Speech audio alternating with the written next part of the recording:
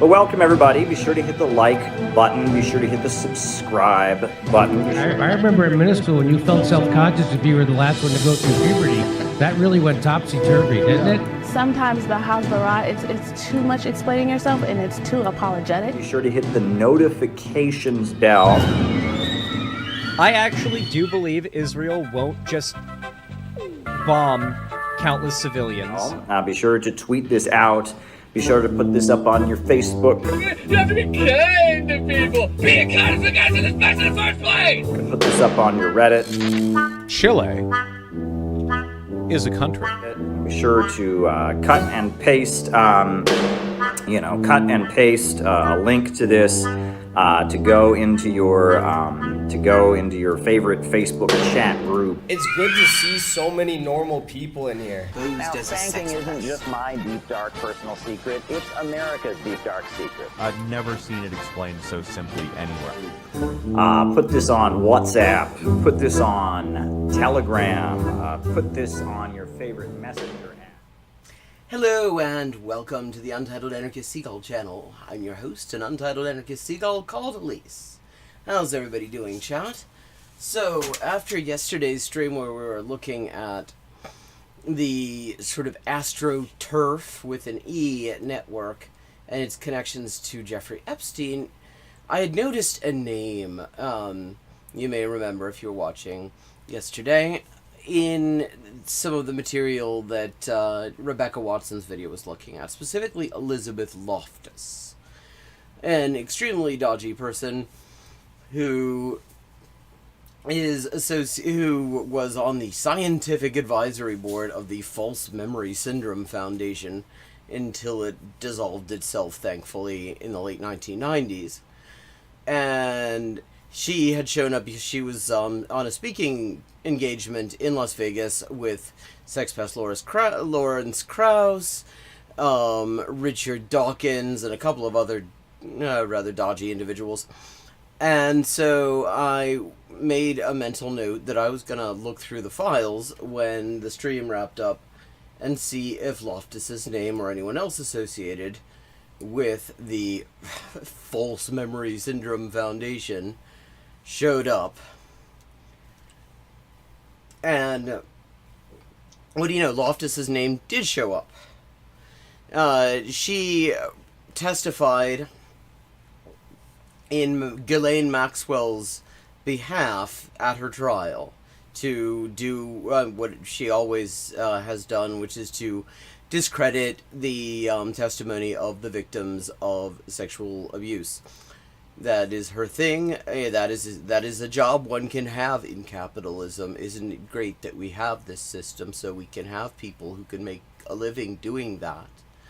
That's just that. I mean, absolutely no notes right there. But I mean, the thing is, she also kind of connects up to one of the better established networks of transphobic pseudoscience, namely the people around the Archives of Sexual Behavior, which is a dodgy journal, kind of the house organ of guys like Kenneth Zucker, J. Michael Bailey, and Ray Blanchard,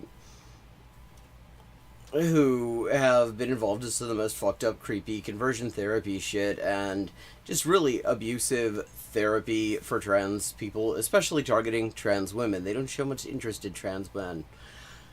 And now, Loftus does not publish in ASB, which you wouldn't expect because her thing is like memory, and that's not really what the Archives of Sexual Behavior get into.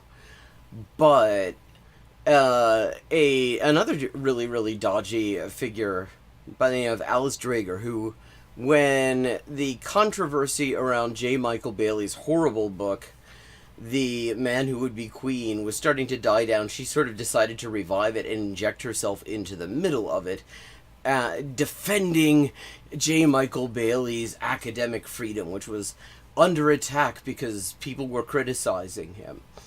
And she wrote a book based on her 60-page apologia for J. Michael Bailey, which was published in the ASB, because of course it fucking was.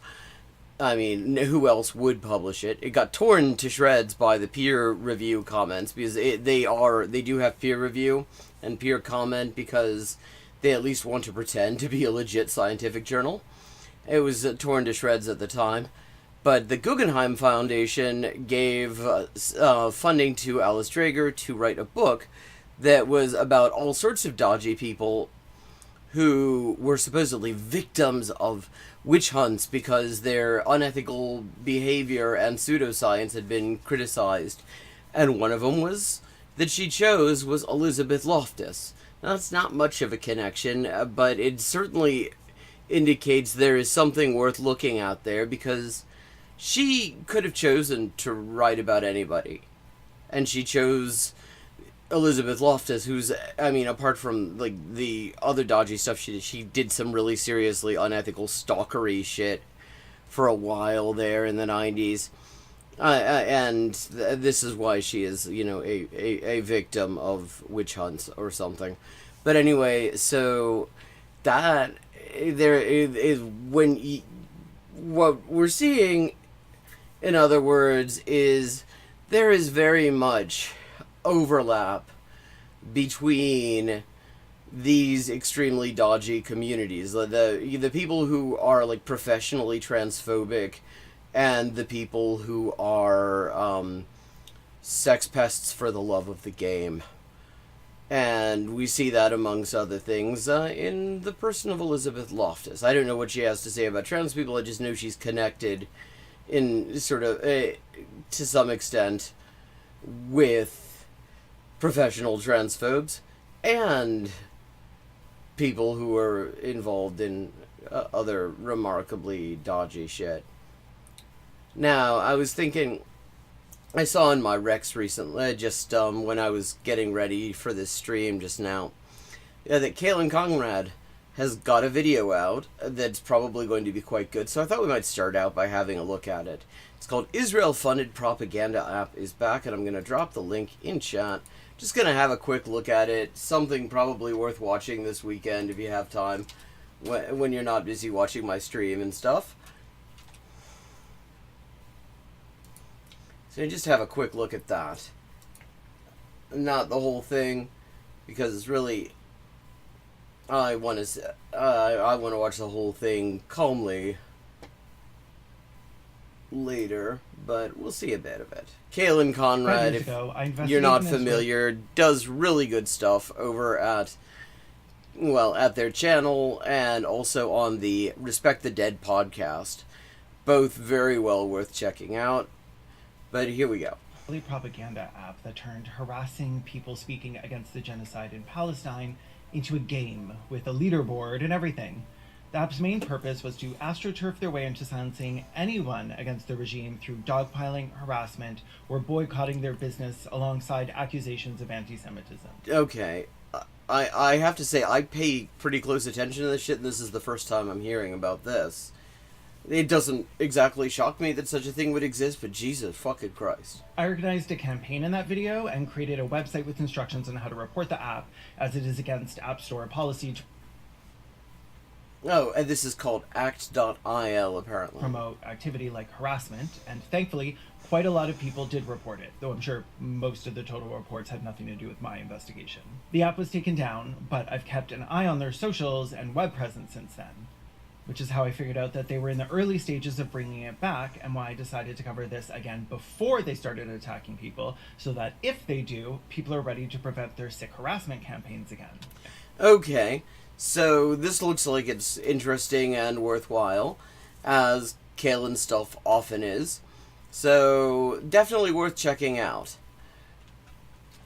That's all we're really going to look at. It's actually a relatively short one. And so now we're going to move on to the wild world of Pim Tool. Woke mob, target! Comedian, 6 shows cancelled over Renee Good joke. So, because clearly it's the comedian who's the victim there. It couldn't just be that if you guys don't know who Ben Bankus is, that name is very vaguely familiar to me. oh my gosh, please look him up, follow him, go to one of his shows. I mean, it sounds like a good idea to do the exact opposite of all those things. Let's just start out by saying. He is a comedian out of Toronto, and he recently had a bunch of shows canceled because he made some jokes about Renee Good. From the New York Post, comedian Like, what sort of jokes? rips Minnesota venue after 6 sold-out shows canceled over backlash to Renee Good. A Minnesota comedy club abruptly canceled 6 of his sold-out shows. Well, I mean, it's almost... I wonder what would have happened if somebody decided to do a comedy tour in New York, where, say, right after, in the first, month after 9/11, and one of the things that they were going to be doing was, talking about, fuck the people in that building, they had it coming, and how that was hilarious. I have a feeling that they probably wouldn't have done very well with that. And it probably would have been not so much just having shows canceled as, the fucking feds showing up and arresting him.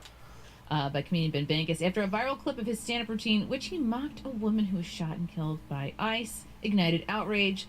It's called Laugh Camp Comedy Club in St. Paul. It pulled the plug on his January 30th through February 1st. Well, yeah, probably because they want people to come back. So, hosting somebody who's going to make fun of a woman who was doing the right thing and got fucking murdered for it might not be a great business decision, I wonder. Performances after backlash erupted over these jokes. And let's watch a little bit of... Wait, Tim's not there. Where's Tim? These jokes, because they're pretty funny. Oh, I'm sure. I'm sure. Right-wing comedians, they don't even do jokes. They just state their fucking beliefs. They sort of add some intonation, like you would expect it to be a joke. Will you guys let me know if they're offensive? I'm sure we have a representative sample here of guys who probably gooned to that video of her getting shot. So, I mean, I'm sure they are a great representative sample of the community. Of course not. World, we need to get rid of whiteness. Well, we started. We started with what's it? What's her last name was Good. That's what everybody said when she was shot. Yeah. Gee, I wonder why Minneapolis might decide, a comedy club in Minneapolis might decide it wasn't a great business decision to have a guy who's just outright saying it's good Renee Good was murdered. Like, maybe that's like, ooh. Like, that's, where's the joke exactly, other than he made sort of a bad pun on her name, while at the same time just fucking dancing on her grave? Wow, he's a piece of shit.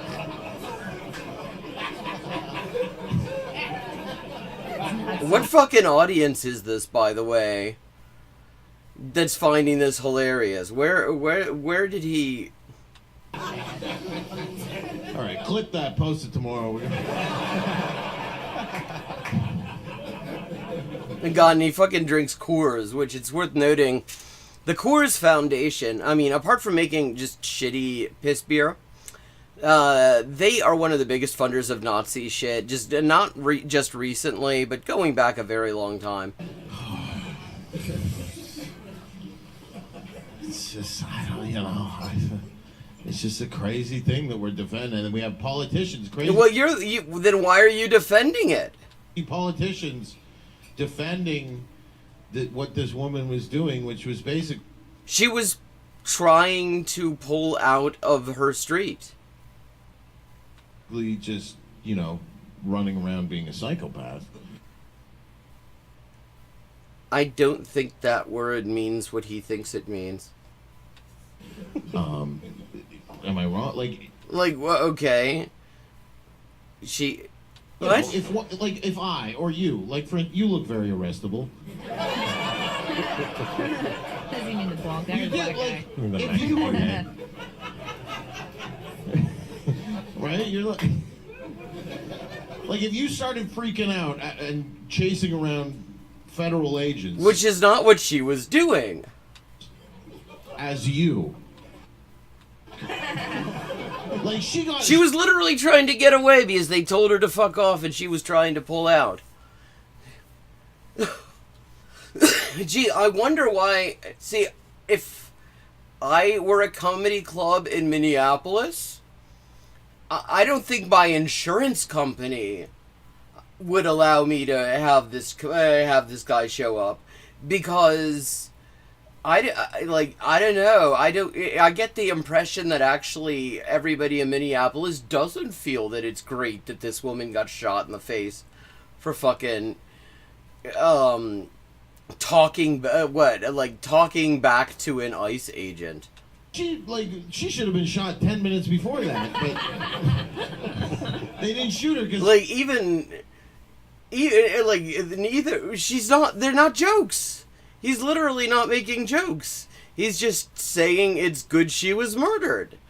Watch on the right side of the screen, because you look at them and none of them are actually laughing out loud at any of this. Because it's not jokes. In addition to it just being horrible, fucked up shit that he's saying, what's the joke? Like, how is this guy a comedian? She was just a dumb lesbian crazy bitch, like, oh, fuck, alright, like, even Moonlord, and they're all just sitting here like none of them are showing any fucking, they're not laughing either. Right, with you, it would have been, get the fuck, they would have been... That's literally what they did to her. Oh, he's gotta be talking to the black guy. Yeah, I think it was a Mexican guy. Oh, Dominican. Jesus, it's just... I don't know. I wish they'd shoot more of these women. Like, yeah, I mean, it's just totally unreasonable. I mean, clearly, just major free speech victim. Not at all just a shitty comedian whose shows probably would not have sold out if people had actually were familiar with him. in Minneapolis before this? I have a feeling they probably. I'm curious. Like, did they?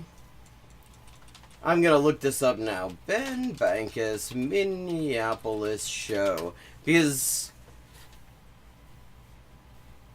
let's see.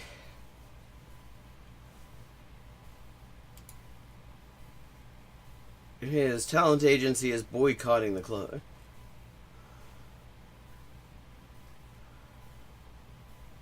I'm kind of curious if Collins, who's operated... Oh, wait a second. Oh, I knew this was coming. Honestly, I don't see any way we could safely present this show in the current climate. Club owner Collins told the Minneapolis Star-Tribune earlier this week, before he shared his decision with ticket holders and how they can get refunds. He said that cancellations could cost him about $17,000 in refunds. Like... Okay. I mean, I have a feeling that they were probably getting refund requests before this. Oh, according to Bankus, normal and good Minnesotans will be deprived of the chance to laugh at some fucked up shit in his absence. Like, I mean, I will agree, his set does seem to be some fucked up shit. Good people deserve to fucking laugh, he said, before comparing the laugh camp to Auschwitz. Wow! Like, okay. Great. I mean, wow, great guy. It's terrible that he got canceled. Here, just so you can see what I'm looking at. There's the article. But Jesus Christ. Not only, like, only if they did something wrong, but... What did she do wrong, by the way, Ben? What did she do wrong? Was it when she followed instructions and was trying to get the hell out of there? On her street, by the way. It's her fucking street. I think in the beginning he... Good country where, you know, there was, like, you know, groupies and stuff. Now they just have these ice ladies. Ice lady. Yeah, I mean... that's totally... That is... I mean, I guess the joke here is that the people he's talking about have more courage and integrity in their assholes than he has in his entire fucking entity here. You know, the woman who got shot in the face by ice, I call her the ice lady. Or after a couple drinks, I call her ice lady. Wow, that's great. Like, what kind of fucking material? Like, leaving aside how fucked up it is, because it is fucked up. Obviously, this is like Jesus Christ. But, but like, where's the joke? That's like, I mean, these jokes suck. Like, the closest thing. But she's dead, and you know it's a damn shame. Like Moonlord is absolutely, he's like perplexed at this. Okay, I think I've seen enough of this guy. We're not celebrating it though, right? I mean, you kind of were, but okay.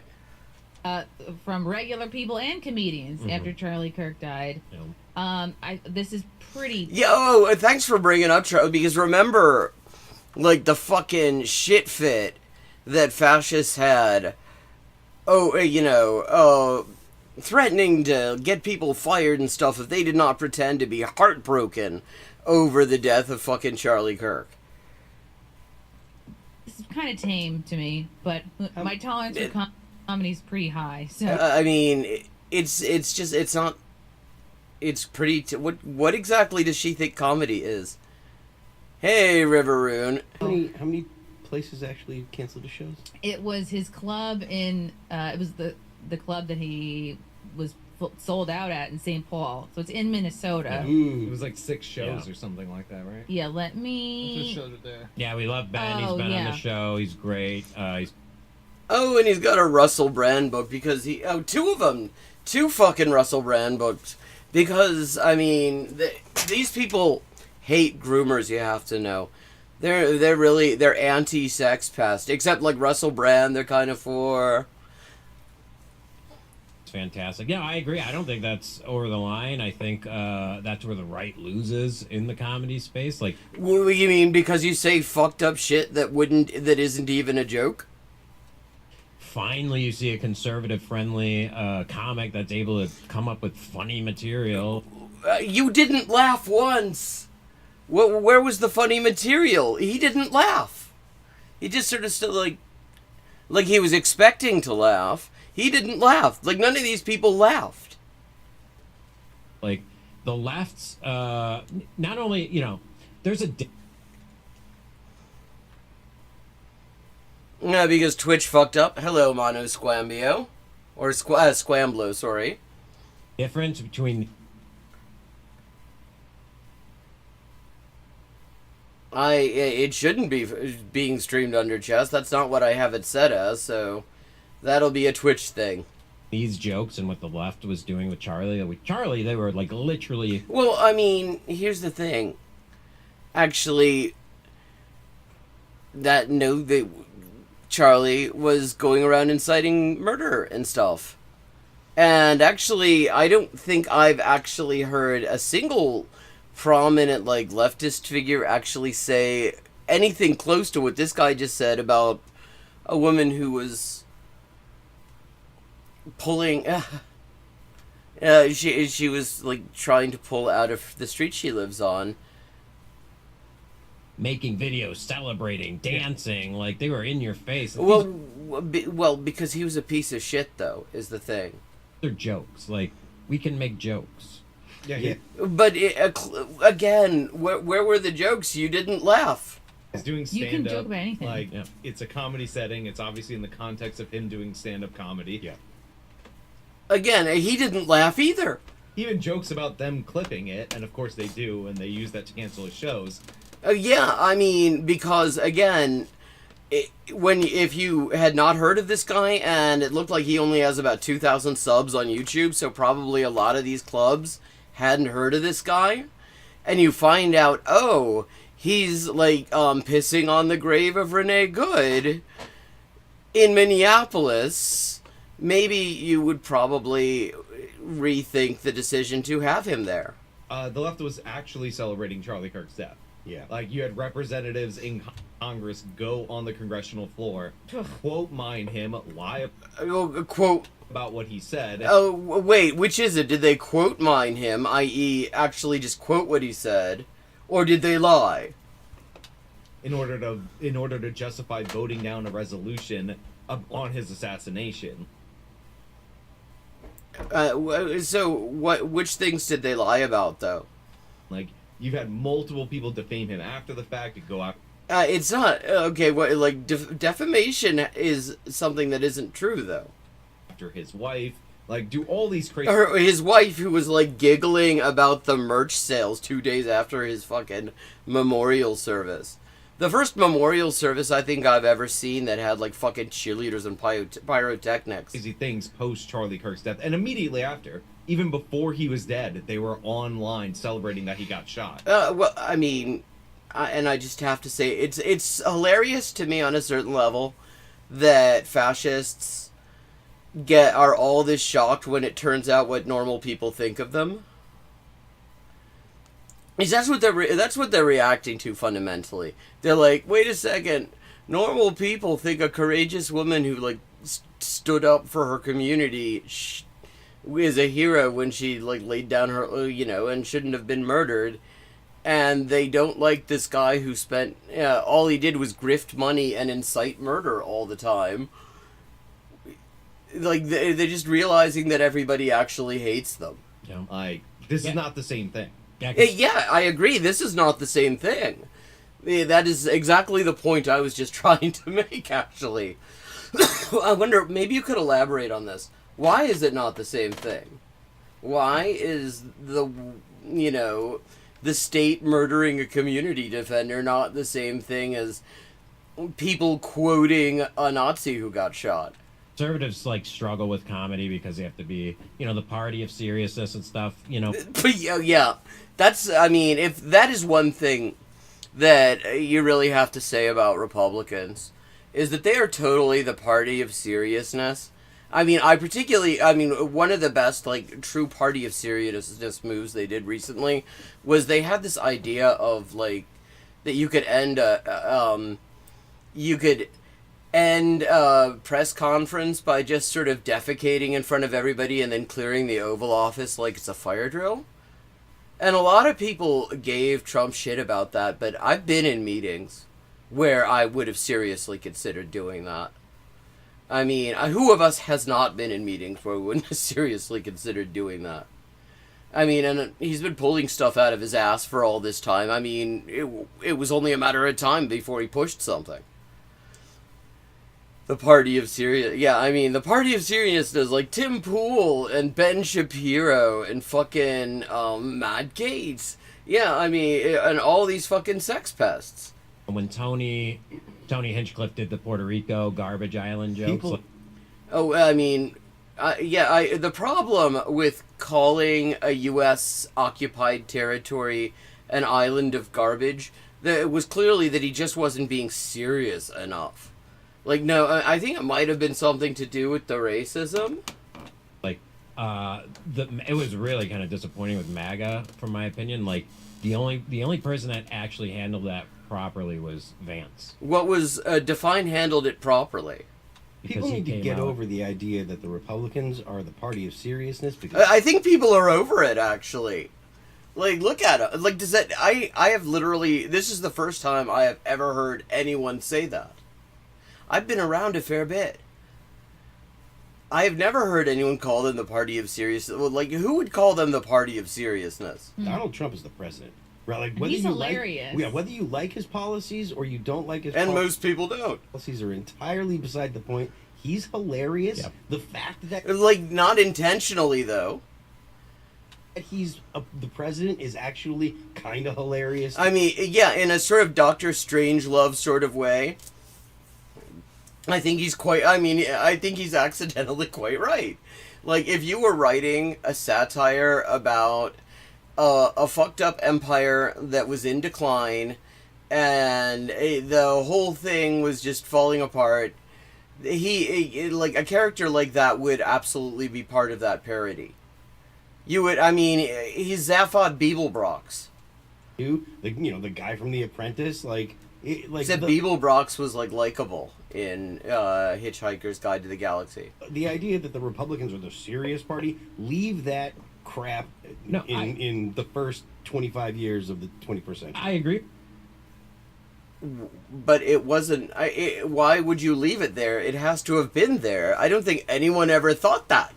With you, but actions speak louder than words. After Tony did his set in New York, it was like the Republicans were the ones whinging, right? Well, no, I mean, yeah, because it was way too explicitly racist, even for them. Like, everybody else was disgusted too. But the thing is, we all expect fucked up shit to come out of people like this mouths.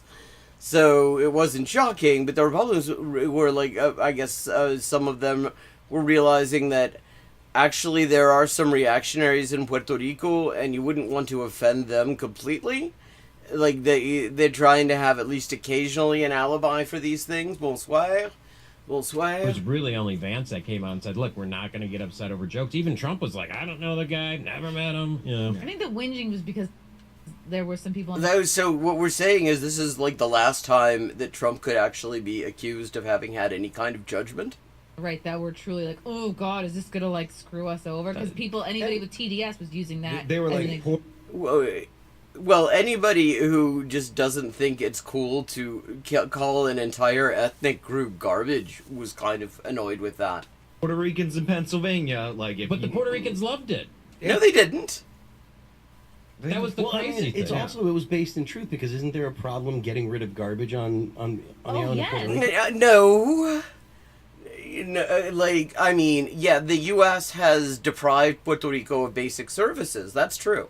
Because the U.S. has been extracting wealth from Puerto Rico and just completely impoverishing them, and then imposing all sorts of bullshit debt on them to justify then taking away even more control over their own like public services and local government and stuff like that, like the bit of democracy and autonomy they're allowed to have as a U.S. occupied territory. Oh, TDS, Badger ass, that's Trump derangement syndrome. So yeah, the whole point of the 100% joke true. is because there's actually a problem there, making. No, that isn't the point of the joke. I don't think anyone. In light of a legitimate problem, they can't find a place to get rid of their garbage. Yeah, but they can find a place. It's just that the fucking U.S. government is denying them the funds to be able to operate fucking basic services on a minimal level. Well, it's an island, you know. It's the Jones Act. It's expensive to ship between two U.S. ports because we have the stupid ass law that prevents that from being able to happen unless the ships are crewed, built, and like manned by a U.S. crew. Like it's. Well, I mean, there is that too. The Jones Act is also why. Oh, link spam. Time to block somebody. Hello, link spammer. The Jones Act is also why hurricane relief was so long in coming and so utterly inadequate. Cuba was offering to assist because disaster relief is one of their just absolute specialities. They're extremely good at it. And for their trouble now, the U.S. has actually cut off their fuel supply because the U.S. is imposing an illegal naval blockade on Venezuela. And Petro and Scheinbaum, who talk all about their like solidarity with Cuba and shit, they're not doing shit about it. Like, Mexico has tons of oil. They're not sending any to Cuba. They could... Cuba, I think it's been 11 weeks since they got, they last had a delivery of fuel. Like, Scheinbaum in Mexico could sort that out very quickly, but they're all appeasing the U.S. Petro, Lula, Scheinbaum. It's an absurd law. Puro entreguita de mierda. That, like, limits us not only in Puerto Rico, but in Hawaii. But that's, like, a serious point that we don't need to get into. You don't need to fact check. I mean, yeah, it actually... I think you do kind of need to get into it, because when you talk about the state of things in Puerto Rico, even if we just, like, fucking assume that that's what he was talking about, and that this is, like, over a year later, the first time I've ever heard anyone suggest that that was what that was actually about. Check the joke. The point is that they were not going to shift all the problems that they had with the Biden economy over one joke told at Madison Square Garden. The Biden... this is older than both Trump and Biden. The U.S. has been screwing Puerto Rico over since they occupied the place. That was, like, always a left-wing thing. And, yeah, a bunch of Republicans were freaking out because they're like, we're going to lose the election because Tony Hinchcliffe made a joke. And the Puerto Rican voters absolutely loved it. And yeah, I mean, no, they didn't. Tony actually told the story. He's like, that was actually kind of a leftist environmentalist joke, meaning... No, it wasn't. Like, because, like you're saying, it's an environmental problem with the garbage in Puerto Rico. Because the right wing loves garbage. Right. I mean, well, yes, very clearly the right wing does, because you produce so much of it. And thinks Puerto Ricans are garbage. We also know recycling is a hoax. Yeah. But, I mean, the point is, it's like, on the right, we need and yet you recycle almost all of your content. Embrace comedy. We need to get behind people like Bankus. Even... Like, I mean, again, I can't help but stress, none of these people laughed at his set. We watched them watch his set. They were all, like, braced. You know how when you hear somebody's going to be funny as hell, you kind of brace, you're kind of ready, you want to laugh, because, you know, it's supposed to be funny, and you kind of feel bad if you don't, because you'll be disappointed, and they had that look on their faces. And none of them laughed. Like, there wasn't a single laugh. Nobody laughed out loud. Christy, yourself, I mean, you know, we kind of saw it with Stein's show, Alex Stein. Like, it does struggle on the conservative vein, because when you start doing wild, wacky stuff, like, conservatives have a hard time supporting it. I mean, yeah, I mean, wild and wacky stuff. Like, what?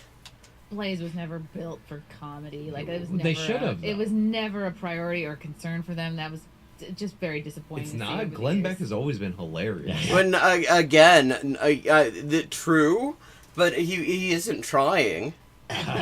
Nothing says comedy like Glenn that Beck. chalkboard. As soon as it comes out, I know we're in for Well, it. yeah, but the thing is, I mean, do they are they? Is the idea now that they're saying that that's a bit? Because it isn't. He's deadly serious about the Nazi shit he puts up on there. I gave the Blaze a lot of credit for getting behind a comedic show. You know, Alex Stein's feeding a black guy a banana. I mean, this is on a So what's the joke?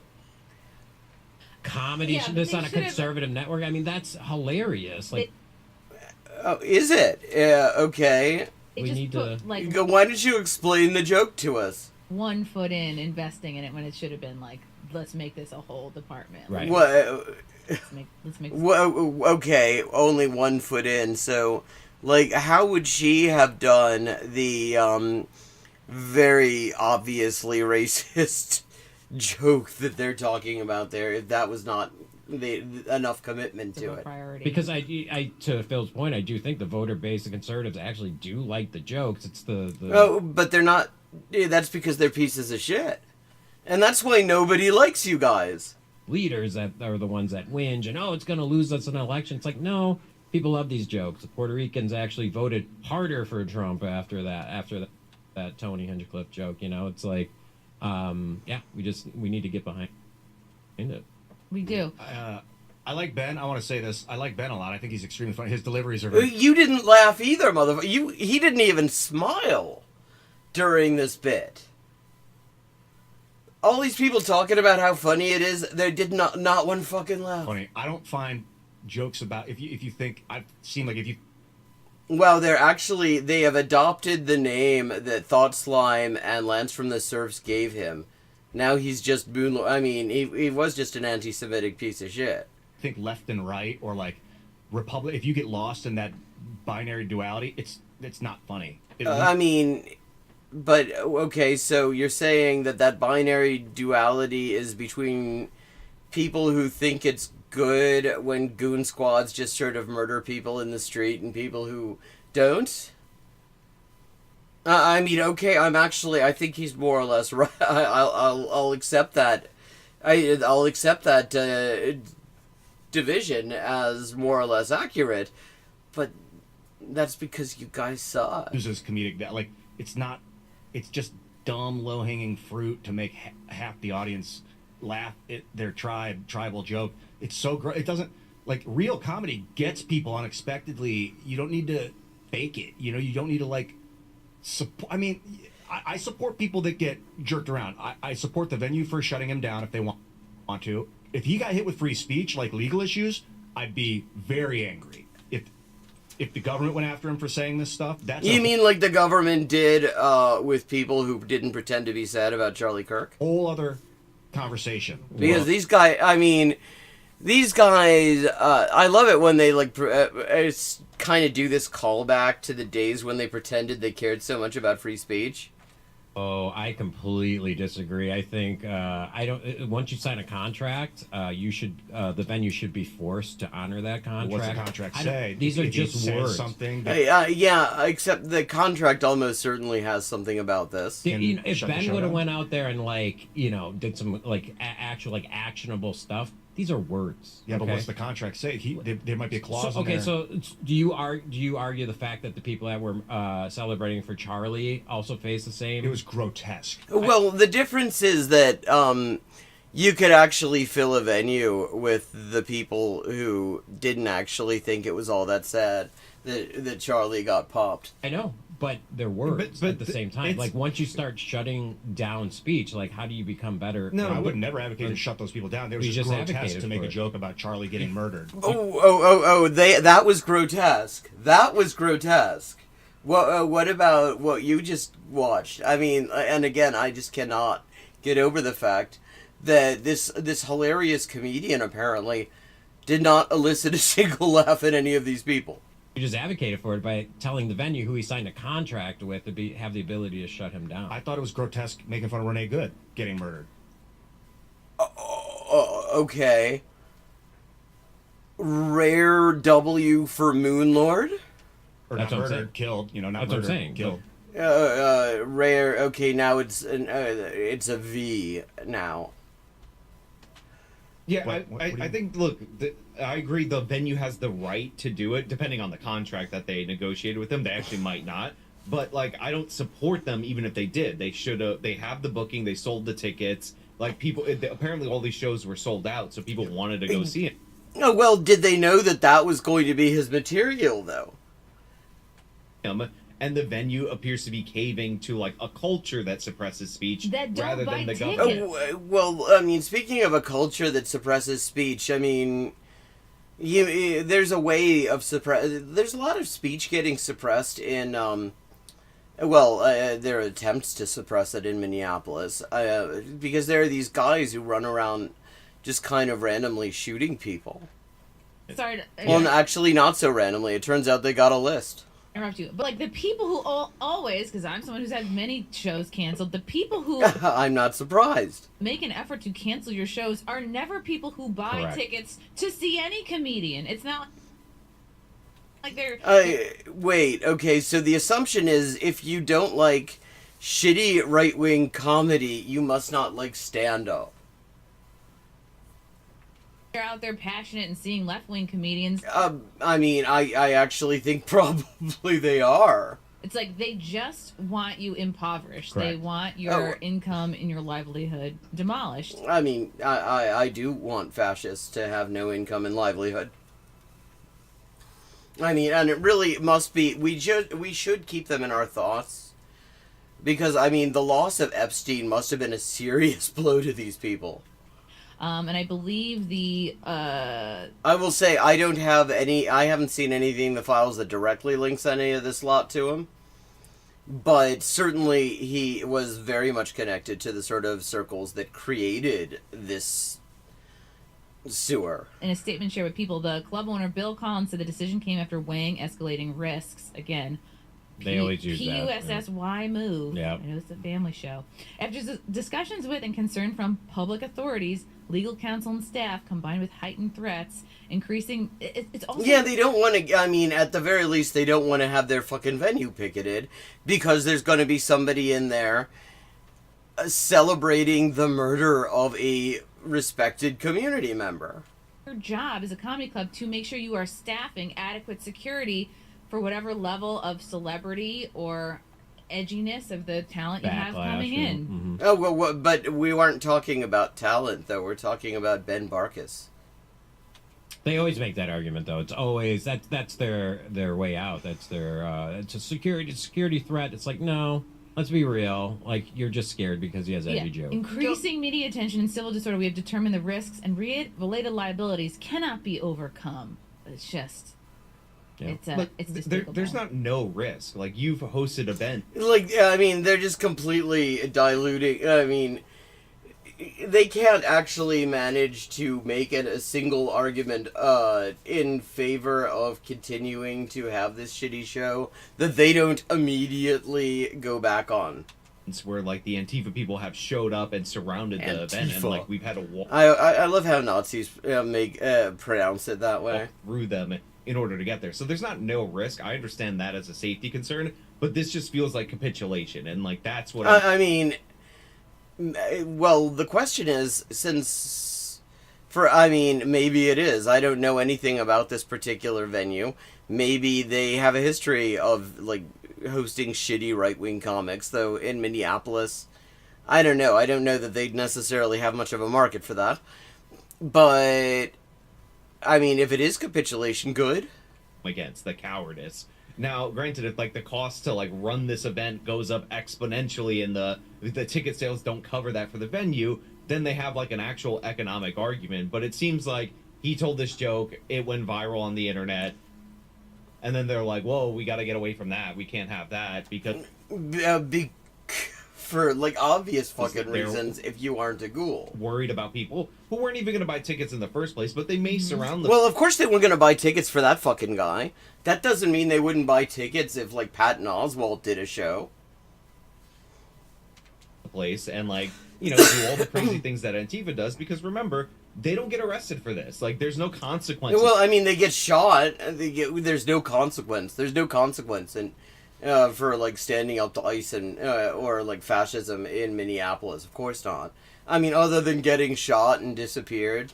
For this, there's no January 6th style investigation that's hunting. You mean a fucking whitewash that had no real consequences? Antifa people all around the country. Well, not just Antifa. Antifa. I love that they've decided like that's their sort of in-group pronunciation. For trespassing, like they got away with the Black Lives Matter riots, and then they were paid for it. Like they got payouts from every major municipality. So, who got paid for it? Who got paid for it? The only people who got any money out of that were the fucking cops.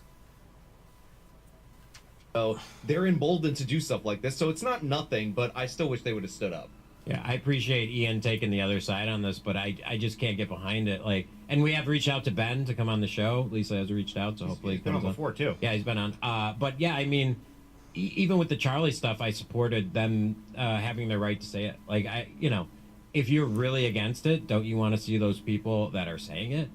Show it. It's like sunlight's the best disinfectant. Oh, I didn't tell anybody. Oh, see now, suddenly... It is so fascinating when these people suddenly care about free speech again.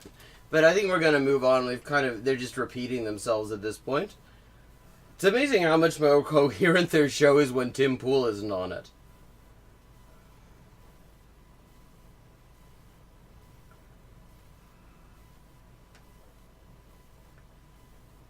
Okay. So what else have we got? Oh, we've got Ben Shapiro. Ben Shapiro just ended Gavin Newsom's career.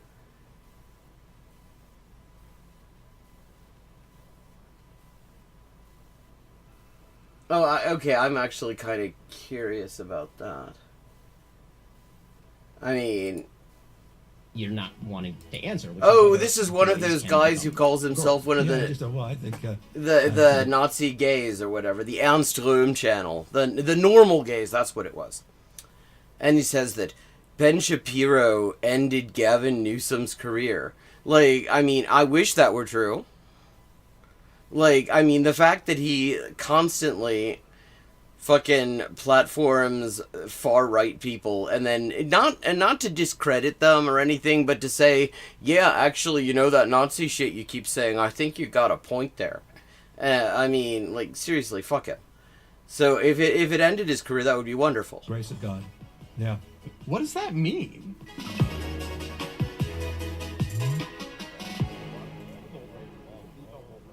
Now, guys, we're going to watch another video that's going viral, this time featuring Ben Shapiro, who is, of course, the conservative commentator and the Daily Wire host, and a conversation/debate of sorts that he had with California Governor. He has to say debate of sorts because they kept on agreeing with each other.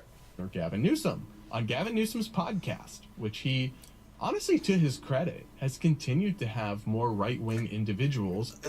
Yeah, I mean, when guys like this are saying to his credit, like, I was just seeing some polling, like very early polling on like Democratic presidential hopefuls, and the most popular amongst them is barely doing, is not even managing 30%.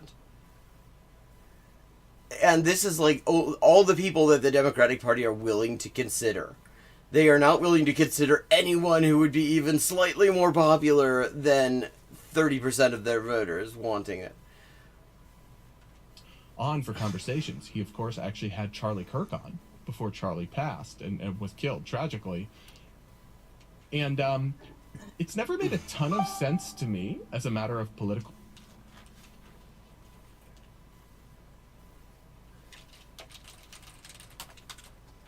strategy, kind of having friendly dialogues with these very right-wing figures when you're about to run for president. You need to make the Democratic primary base happy. Well, I mean, the reason for it is that they don't give a shit about their base. The base hates him anyway. I mean, Gavin Newsom will, I mean, really, Gavin Newsom and Kamala Harris will both be doing well to even, like, cover this spread in their home state. This is about the donors. Has never really added up to me because they don't like that. They don't like when you talk to conservatives or Republicans. And The thing is, the Democrats' base don't like most of the things that Democrats do. The Democrats don't give a shit, and then when people don't vote for them because they have a campaign that is based on, we're going to do the opposite of all the things you desperately need us to do. Fuck you, vote for us. And then it turns out, wow, a lot of people stayed home because if they don't actually want a viciously anti-immigrant campaign to be rewarded with a side of genocide and stuff like that. And then the Democrats are like, fuck you should have voted for us. It's like, motherfucker, we told you that this was going to lose you the election. Anyone who was paying attention to the polls told them that this was going to lose the election. This was a deliberate choice on their part, because they don't give a shit. Platform them and humanize them. But it doesn't do that. If anything, it has the opposite effect on the people doing it. I think it's great, though, personally. Well, of course you do. I mean, because you saw it. Fostering constructive, healthy, respectful dialogue between, a prominent progressive like Gavin Newsom and prominent conservatives. So, like, on my personal scorecard, I give him props for doing it, especially because it very often doesn't go well for him. I mean... And that's what I'm very curious to hear what doesn't go well for him means, because everything I'm hearing is that he just kind of agrees with these assholes. Was on, and the issue inevitably, because of everything that's happening, both in the news, but also with Gavin Newsom's history and record in the state of California, where he pushed really insane and supported really insane gender policies.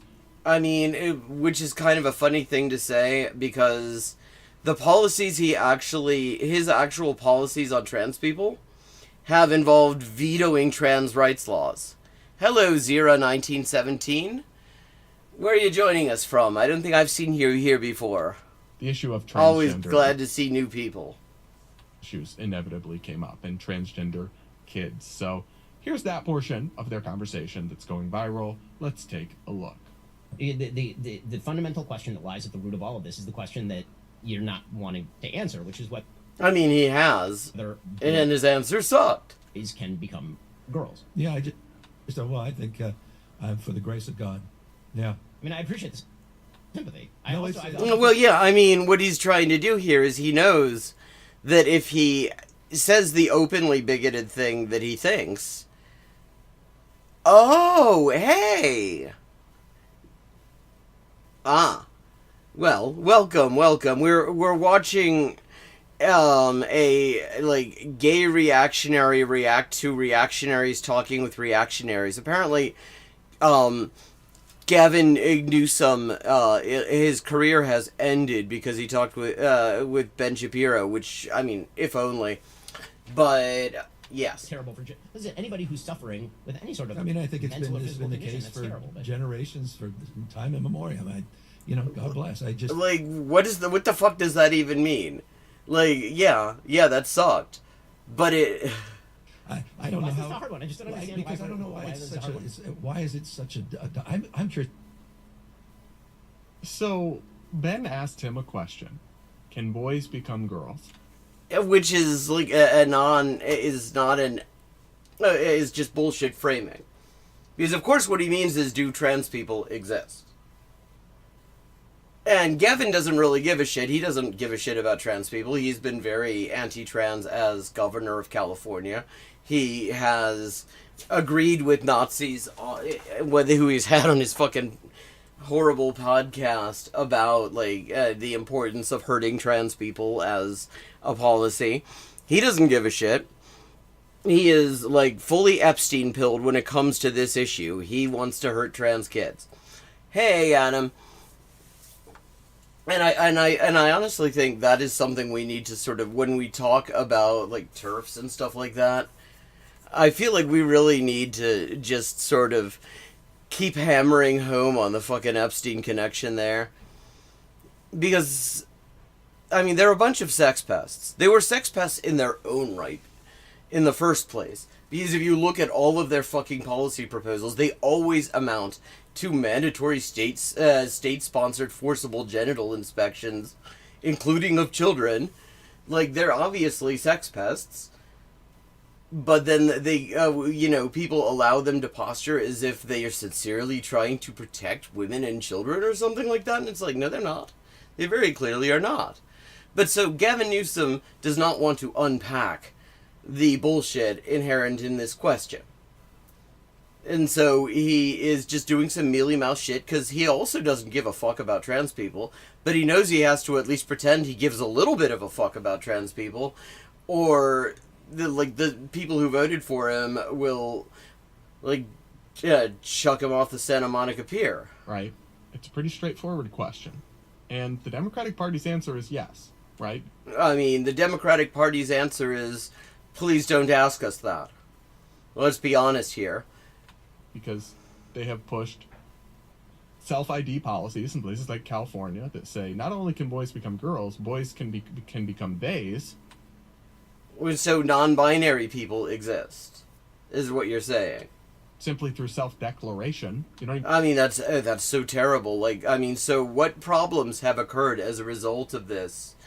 You need a medical process or a diagnosis of gender dysphoria or any of these things actually in these states. That's how far they went. Like, they went so far, they're doing, like, best practices. They're, like, actually, they're going so far that trans people, like, get a certain amount of minimal respect. That's so wild. And even federal legislation like the Equality Act that almost every elected Democrat supports. Isn't that weird? Almost every single one of them supposedly supports it, and yet it never goes anywhere. Would redefine the term sex under federal law to be whatever you feel like. So the position at the actual institutional and underlying level is a yes to this. No, it isn't. I mean, it is so funny when fucking reactionaries talk about the Democrats, they invariably make them sound so much better than they are. Like, Gavin Newsom agrees with fucking Charlie Kirk and Ben Shapiro on this issue. But he has to walk a bit of a tightrope because he can't be seen to agree too much, because there are people, like the people in California in particular, and like the people who vote for Democrats do not agree with him on this. But this guy is acting like the Democrats are the best allies trans people ever had, which is wild because they're such big fucking allies, and they've had supermajorities repeatedly in the past decade or so, and yet there's no legislative protection for trans people. I mean, isn't that wild? They're such great allies, and yet there's no law on the books that protects trans rights. They're big supporters of the Equality Act, he said, and yet the Equality Act is nothing. And most people don't believe that. Most people, even if they're okay with people, as I am. Oh yeah, he's clearly okay with it. That's why he obsessively talks about it over and over again. Who have gender dysphoria, true trans people. But only the true ones. Living like they are the other sex or the other gender, because that's what will make them happiest. Most of us don't actually believe you can change your gender because we still believe gender is tied to biology. So it puts them in this weird position. I mean, I love how he says most of us, but he doesn't actually say who us is. Because us isn't like normal people. He's talking about chuds. He is, and his Santaran friend, who isn't on this. This is his like solo podcast. Their whole thing is that they are gay chuds from Florida. They're going to be the last gays to leave Florida. Seems scared to answer the question, even though they do have an answer. Yeah, he does. His answer is your answer. I mean... But they also know the truth that their answer actually isn't true, but they can't say that. And so they just kind of say nothing at all. Like, why don't you show the entire thing? Because he actually ended up agreeing with fucking Ben Shapiro. But the thing is, Normal people don't agree with Ben Shapiro on anything, really. Like, what did Gavin even say here? He's asked, it's a straightforward question. He goes, by the grace of God. What does that mean? That if he answers the way he thinks, he will not get votes. Democrats will hate him. I mean, Democrats will be fine with him, but their voters will hate him. But he can't bring himself to answer the way that a human being would answer this. And so he's just trying to avoid the fucking question. You just can't or won't answer the question, and you just say, throw your hands up and say, I don't know, man. Who knows? Leave it up to God. Okay, well, you're the governor of... Well, no, I mean, I believe he's made very clear he does not accept the existence of non-binary people at all. The biggest state economy in the country, and you want to be president, and somebody's asking you a straightforward question about... And the thing is, if he actually gave if his answer were decent, he would possibly manage to bring his support above 30%. Biological and social realities. You probably should be able to answer and not just throw your hands up in the air. Call me crazy, but this kind of thing is not going to play well with voters. I mean, he's right about that. Get Kamala Harris. Yeah, and she sucks too. Her crazy past positions on this, like free taxpayer-funded trans surgeries for illegal immigrants. I mean, that's not her position. Let's just be clear. That is literally the Supreme Court's position. Namely, that the Eighth Amendment requires healthcare to be provided free of charge at state expense to people who are incarcerated because they literally have no other way to obtain healthcare. She actually went to court in California to deny incarcerated trans people access to healthcare, and she lost. So her actual position is, yes, to torture incarcerated trans people. That came back to haunt her in the election. No, it didn't. Kamala is for they, them ad ended up being one of Trump's most successful ads. Actually, it wasn't. Like, I mean, clearly it was very popular with this guy. I could see this getting spliced into an ad, and we've only just begun the clip. Keep rolling. I'm curious. I understand the political potency of it. I love the keep rolling, because it's as if he's got somebody who's... As if he isn't just hitting space like I am right now. It's not just politically potent. But it's just how... It's so few. We're talking about so few people. It's not about that are struggling with gender identity issues. A lot of remarkable people, a lot of wildly successful people, and they've gone on in their life, have incredible lives. I don't know. There's so much hate and bigotry, so much condemnation, so much judgment. I mean, you're part of that, though, Gavin. Starts to object. Yeah. Okay, the idea that you may not be spewing it. No. Like some other. Yes, he is spewing it, though. No, Trust me. But this is the business they're in. There are lots of terrible. There's lots of terrible. I mean, shut the fuck up. It is very much the business that fucking Ben Shapiro is in. Like, what? Who the fuck is he trying to convince? Spot. Yes. It is not an act of bigotry to say that a boy cannot become a girl. Nor I mean, yes, it is. should my children. And it's not even an accurate framing of the issue. K through 12 public schools that a boy can become a girl. Yeah. That is not an act of bigotry. That's an act of rationality and biological simplicity. I mean, I will agree. It is an act of simplicity. It is very simple. It is... I love the phrase biological simplicity because it is accidentally accurate. If you oversimplify the shit out of biology and sort of reduce it to a, like, second grade level, then, I mean, I guess you could say that it is consistent with biology. But if you actually don't oversimplify biology and you just look at the reality of it, no, that's Ben Shapiro's full of shit. So I do agree with Ben here. Oh god, I'm shocked. This guy agrees with Ben Shapiro. But I think the difference is Gavin is not entirely wrong that the way that some conservative personalities... motherfucker, you're one of them.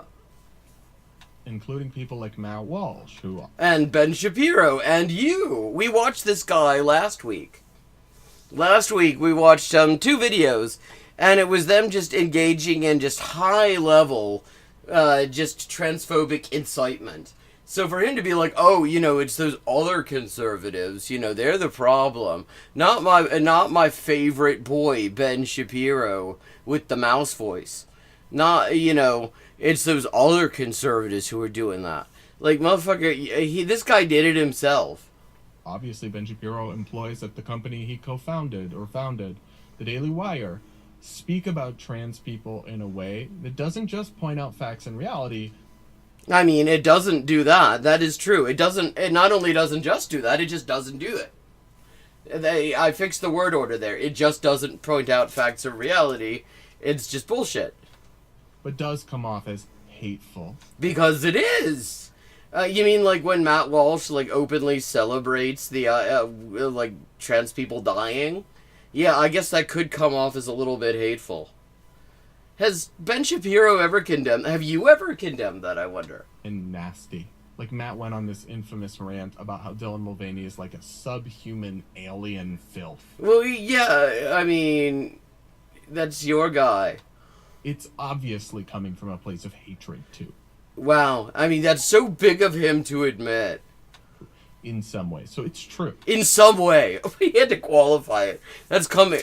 Like, yeah, okay. He did call Dylan Mulvaney a subhuman alien creature.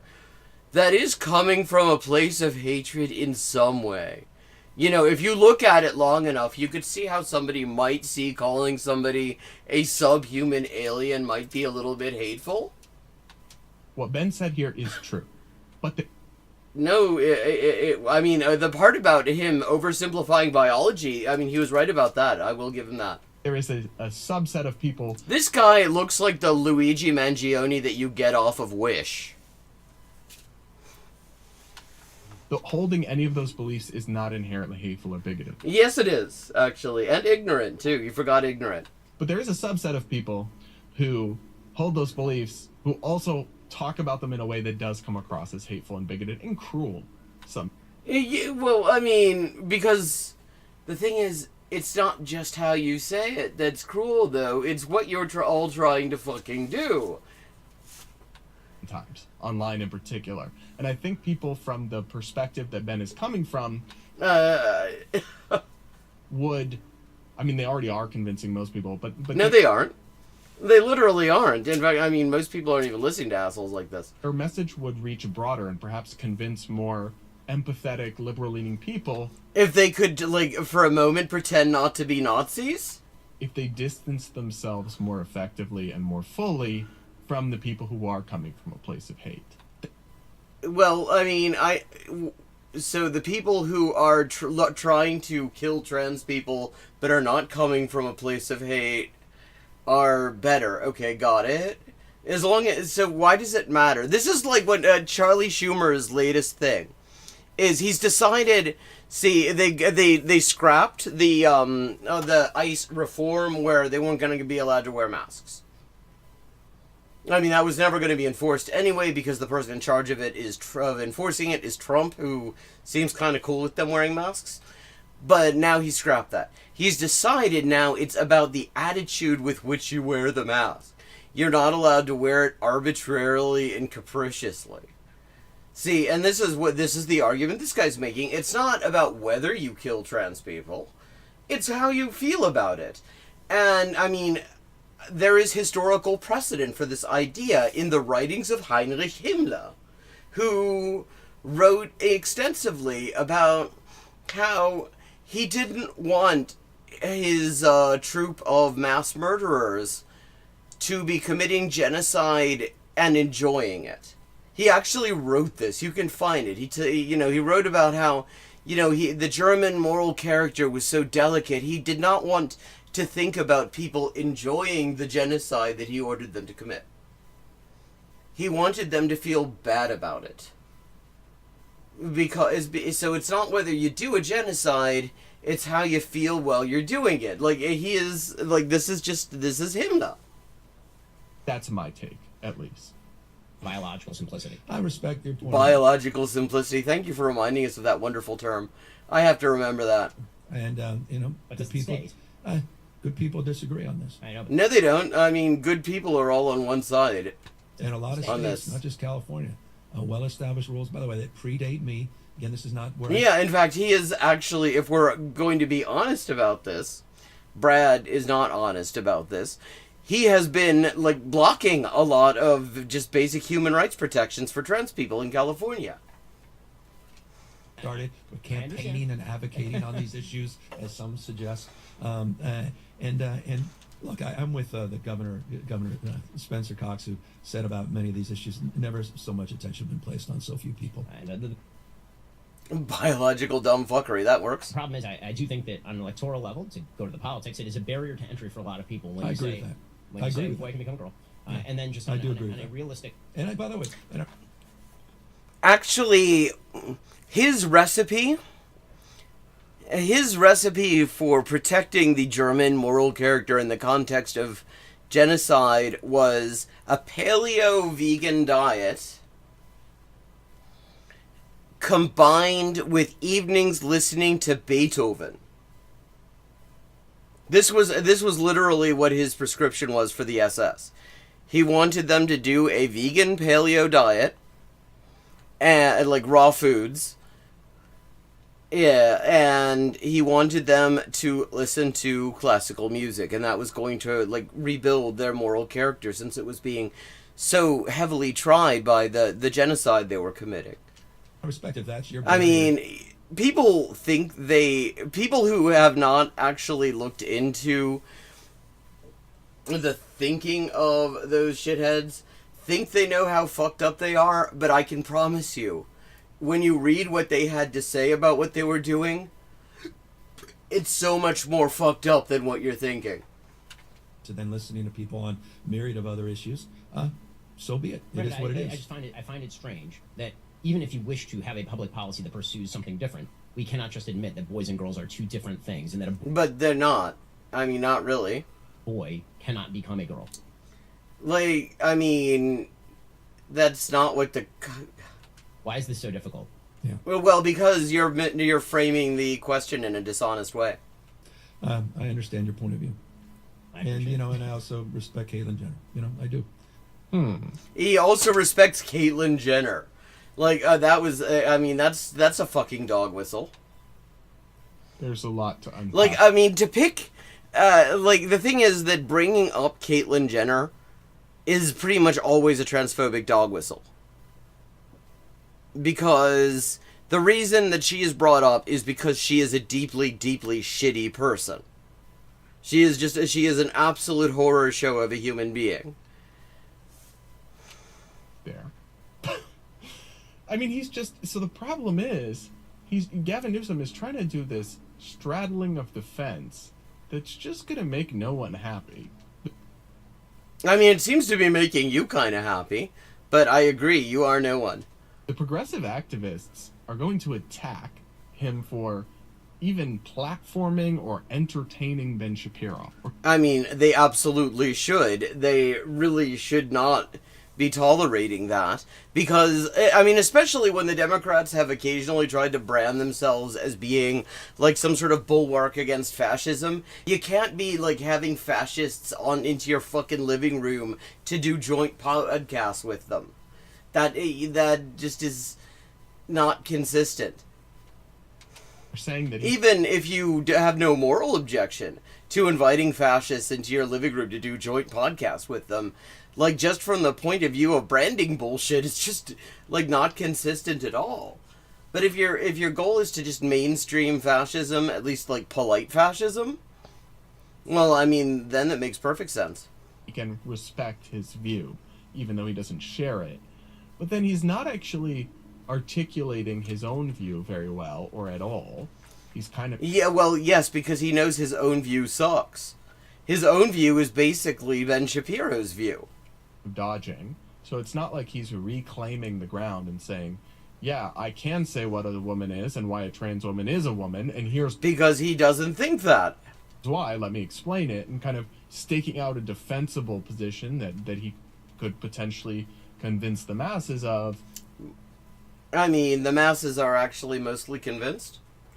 But let's see, we're gonna move on. I tire of this guy. We only have a few minutes, though.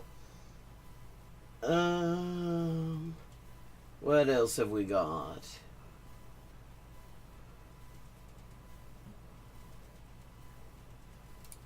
Here we go. Wait, what? For the last few minutes, we're going to look at Askold. Oh yes, Keir Starmer admitted that he knew that Peter Mandelson, who it used to be that the most embarrassing thing about Peter Mandelson is that he wasted a shitload of money building a dome on an inaccessible wasteland in Greenwich called the Millennium Dome, and that was the thing that his name was synonymous with for so long. And it is actually kind of wild to think that actually these days that is the least embarrassing thing associated with him. What? Keir Starmer's finished. He admits he knew Peter Mandelson. So Peter Mandelson, this is a guy... Not Mendelsohn, Mandelson. ...is one of the recurring characters, you could say, in the Jeffrey Epstein files. Not a good place to be in. Yeah, I mean, I guess he would know because so many of his friends are in there. And so Keir Starmer, they're saying they knew he was friends with Jeffrey Epstein. I mean, apparently MI5 and MI6 red flagged Mandelson, actually openly advised against making him British ambassador to the U.S.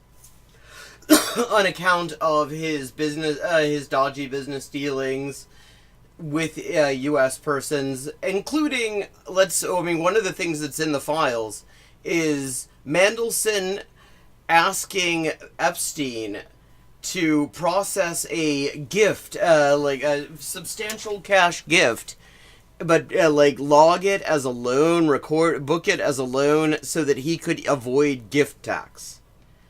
He evaded thousands and thousands of quid in gift tax, and he just kind of openly did it in these emails, and now it's all over the place. And the thing is, MI5 and MI6 already knew that, and they said, this guy's compromised as fuck, you can't allow him to be the British ambassador to the US of all places.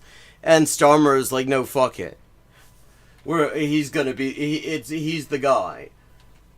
Because Starmer, whatever the worst thing is, whatever the worst possible decision is that you could possibly make in a given situation, it ends up being the decision he makes. Well, let's watch this and see what happens. We knew this. I asked him at that dispatch box, he gave Mandelson his full confidence at that dispatch box, not once, but twice. He only sacked him after pressure from us.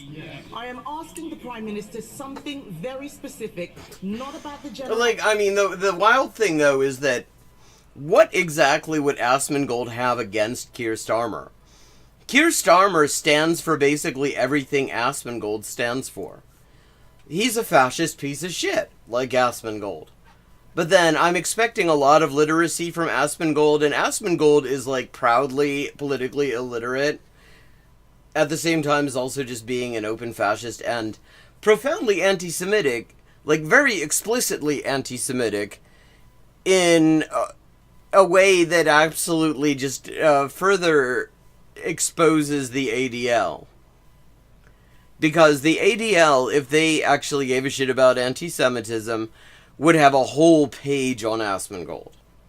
Instead, there's one reference to him on their website, and it's him supposedly as a victim of a mistaken banning on World of Warcraft.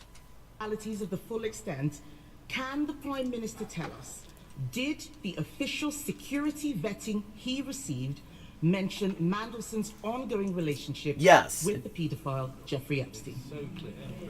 That's a good question. We already have the answer. It did.